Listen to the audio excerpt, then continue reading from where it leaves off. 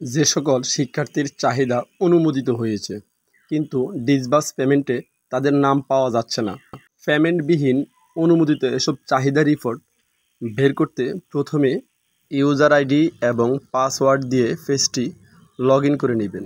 এরপর উপরে বাম কর্নারে যে 3 ডট লাইন দেখতেছেন সেটির উপর একটি ক্লিক করবেন। ক্লিক করার পর এখানে অনেকগুলো অপশন আসবে। একবারে যে নিচে অপশনটি রয়েছে রিপোর্ট, এই রিপোর্টের উপর ক্লিক করলে যে পেজটি ওপেন হবে এখানে 4টি অপশন রয়েছে: শিক্ষার্থী রিপোর্ট, ডিসবার্সমেন্ট রিপোর্ট, চাহিদা রিপোর্ট। এই চাহিদা রিপোর্টের উপর একটি ক্লিক করে দিবেন।